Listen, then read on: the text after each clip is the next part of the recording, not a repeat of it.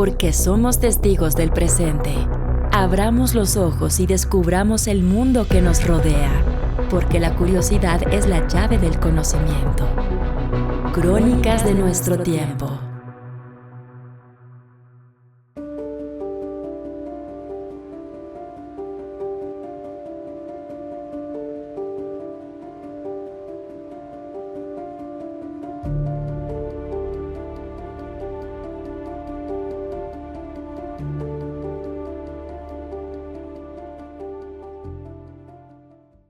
Hace 9 años, los 43 estudiantes de la Escuela Normal Rural Raúl Isidro Burgos de Ayotzinapa desaparecieron en manos de policías de Cocula, Huitzuco, Iguala y sicarios de Guerreros Unidos.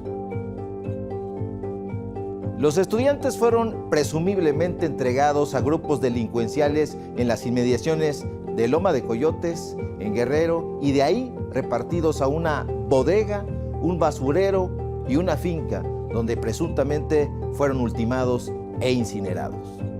La investigación en torno a su desaparición estuvo plagada de embrollos, contradicciones y declaraciones obtenidas bajo tortura, hechos por los cuales Tomás Herón, exfuncionario de Seguridad Pública refugiado en Israel, y el exprocurador general de la República, José Murillo Caram, en prisión, enfrentan procesos penales ante la justicia mexicana. Sin embargo, la investigación a cargo de la Comisión para la Verdad y Acceso a la Justicia por el caso Ayotzinapa revelan también la participación de algunos elementos del ejército mexicano, la participación de las autoridades locales y un inminente crimen de Estado, como lo aseveró en su momento el presidente Andrés Manuel López Obrador el 3 de octubre de 2023 en su conferencia presidencial mañanera. No se puede estar engañando. Hay que actuar con la verdad, hay que decir la verdad. Y si por cuestiones políticas o ideológicas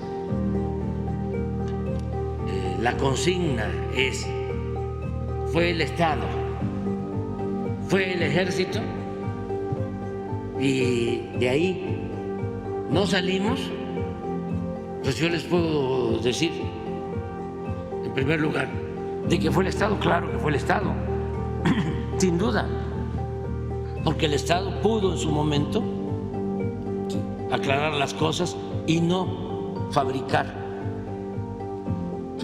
mentiras. De eso no hay duda. Y aunque hayan participado autoridades locales y policías municipales, es el Estado. De eso no hay duda. Lo otro, el ejército. A ver, eso pudieron haber participado algunos elementos del ejército. Pero lo que sucedió en Ayotzinapa tuvo que ver más con decisiones de autoridades locales y con la delincuencia, con el contubernio, con la asociación delictuosa entre autoridades locales, policías municipales, esa es mi hipótesis, y la delincuencia que dominaba esa región. Como nunca antes se había hecho, por primera vez se reconoció la participación de algunos elementos del ejército corrompidos por el crimen organizado en la brutal desaparición de los normalistas. Un crimen de Estado, pero un Estado como representación de las fuerzas del orden que debieron garantizar la seguridad, no solo de los normalistas, sino del poblado entero. Asimismo, se tiene constancia de que entre los 43 normalistas desaparecidos había un joven infiltrado por el ejército mexicano cuyo nombre es Julio César López Patolza. Pero la pregunta es, ¿por qué un normalista reportaba la actividad de los estudiantes de Ayotzinapa? Y para entenderlo, hay que remontarnos años atrás hasta la misma fundación de una escuela para maestros rurales que se convirtió con el tiempo en semillero de rebeldía y movilización social. La Escuela Normal Rural Raúl Isidro Burgos de Ayotzinapa fue concebida en 1926 dentro de un ambicioso proyecto de masificación educativa implementado por el Estado a partir de los años 20. La Normal de Ayotzinapa, como se le fue conociendo, ofrece estudios de nivel superior para varones en un poblado de apenas 84 habitantes.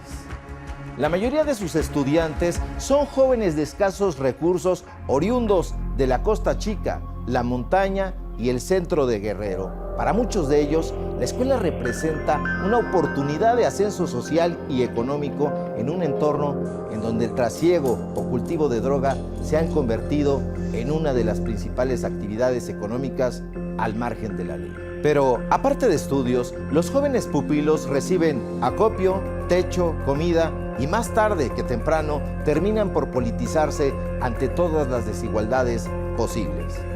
En esa normal se formaron Lucio Cabañas, un líder estudiantil que comandó el denominado Partido de los Pobres, una organización guerrillera de ajusticiamiento campesino acusada más tarde de secuestrar a Rubén Figueroa, un priista que aspiraba a gobernar Guerrero.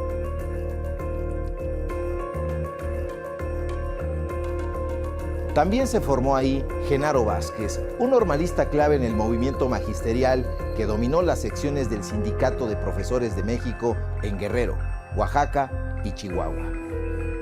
El historial de disidencia política de la Normal Isidro Burgos llevó a la Sedena a infiltrar a Julio César López Patolsi. Este personaje, de acuerdo con el Centro PROD, fue rechazado de la Normal en 3 ocasiones, dedicándose a diversos oficios e incluso incursionando en el ejército durante 2 años antes de ser admitido en la Normal. El soldado y normalista mantuvo informada a la Secretaría de la Defensa Nacional de las actividades y asambleas de la Normal de Ayotzinapa durante 2 años, incluidos los preparativos para la marcha del 2 de octubre de 2014, año en que desapareció junto a los otros 42 normalistas. Es importante subrayar que Julio César militó como soldado de infantería en el ejército mexicano desde el 16 de enero de 2009 dentro del 50 Batallón de Infantería de Chilpancingo. Estaba bajo el mando del teniente Marcos Macías Barbosa del 27 Batallón. No obstante, el 26 de septiembre, cuando la furia de sicarios de Guerreros Unidos se desató, Patolsi no fue buscado bajo el protocolo militar que así lo dictamina en esos casos. Aunque la noche del 26 de septiembre los 3 órdenes de seguridad, la Policía Estatal, la Federal y el Ejército en el estado de Guerrero tuvieron conocimiento de lo que estaba sucediendo, Julio no fue buscado. La última comunicación que Julio César mantuvo con los cuerpos de la Sedena en Guerrero ocurrió en torno a las 10 horas de ese 26 de septiembre de 2014. La Sedena supo que la Normal de Ayotzinapa era el punto de encuentro para los estudiantes de las 16 escuelas que se disponían a participar en la marcha del 2 de octubre y que ahí se les brindaría acopio y transporte. En el primer informe presentado por Alejandro Encinas en agosto de 2022, se detalla que Julio César estaba bajo el mando del teniente Marcos Macías Barbosa. Pero además, la Secretaría de la Defensa Nacional tenía dentro de la Normal al soldado Julio César López Patolsi, quien estaba realizando informes para la Secretaría de la Defensa Nacional dentro de la Normal.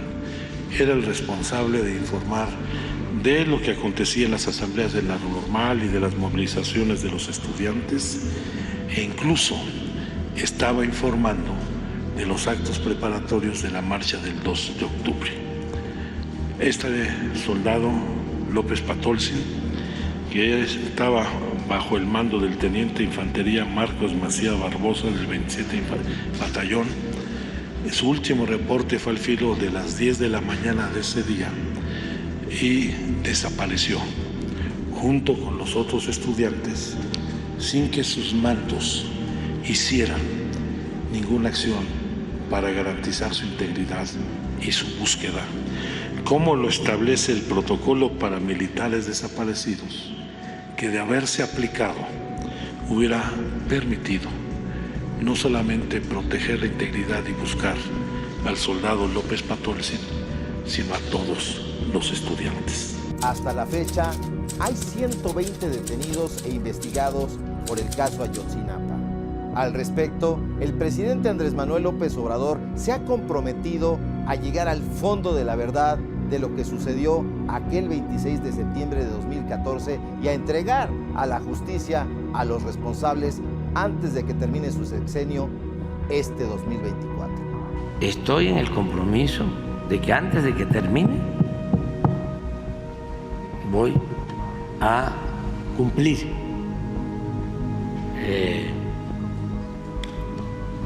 dando a conocer lo que sucedió y castigando a los responsables, que no haya impunidad y lo más importante, el no dejar de buscar a los jóvenes.